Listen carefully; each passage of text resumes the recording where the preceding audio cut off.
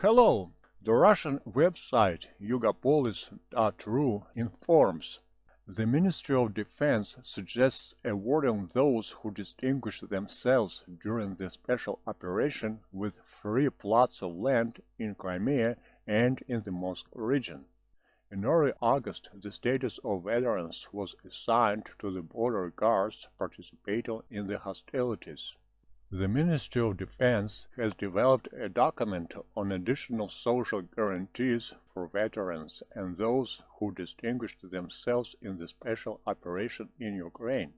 According to the draft of the decree of the Russian President, they will be able to receive free land plots in the Moscow region, Crimea and Sevastopol city. The executive authorities of the Moscow region, of the city of Sevastopol, and of the Republic of Crimea are advised to adopt legislative acts establishing the right of citizens to receive land plots for free in accordance with paragraph 7 of Article 39.5 of the Land Code of the Russian Federation, the document states. The draft of the decree also clarifies that the Russian government must ensure that the agreements between the federal and regional authorities are set, in which the procedure for providing such plots of land is spelled out.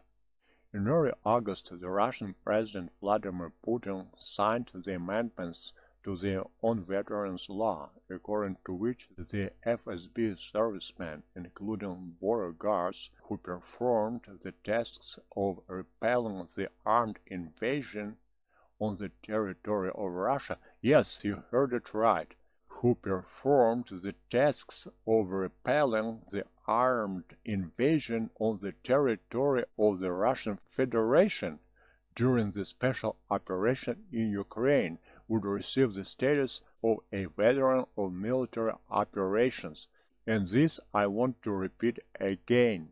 In early August, the Russian President Vladimir Putin signed the amendments to the On Veterans Law, according to which the FSB servicemen, including border guards, who performed the tasks of repelling the armed invasion on the territory of Russia, on the territory of the Russian Federation during the special operation in Ukraine, would receive the status of a veteran of military operations. In July, the right to receive the status of a veteran of military operations was granted to the civilians involved in the performance of the tasks of the special military operation in the territories of Ukraine, the Donetsk and Lugansk People's Republics. So you can see that Russian government considers Donetsk and Lugansk People's Republics separate states, not parts of Ukraine. In July, the right to receive the status of a veteran of military operations was granted to the civilians involved in the performance of the tasks of the special military operation in the territories of Ukraine, the Donetsk and Lugansk People's Republics. And here, as you heard, the Russian government implies that Donetsk and Lugansk People's Republics are not parts of Ukraine. The Russian government considers Donetsk and Lugansk People's Republics separate states. Previously, they could receive such a status if they were wounded or if they received a state award during this period. This refers to doctors, members of repair teams, and other specialists. Here is another article. It explains who the veterans of the Russian invasion in Ukraine are. Vladimir Putin granted the status of veterans to border guards who performed tasks of repelling the armed invasion. Repelling the armed invasion, you heard it right. Vladimir Putin granted the status of veterans to border guards who performed tasks of repelling the armed invasion. Not the tasks of armed invasion, the tasks of repelling the armed invasion. You heard it right. The veterans and disabled combatants are entitled to social support measures. The President of Russia, Vladimir Putin, signed the amendments to the law on veterans, according to which FSB servicemen who performed tasks of repelling the armed invasion on the territory of the Russian Federation during the special operation in Ukraine will receive the status of veterans of military operations. The document is published in the portal of legal information. State Duma Speaker Vyacheslav Volodin previously explained that this concerned the border guards who performed the tasks on the Russian-Ukrainian border and border areas adjacent to the special military operation zone.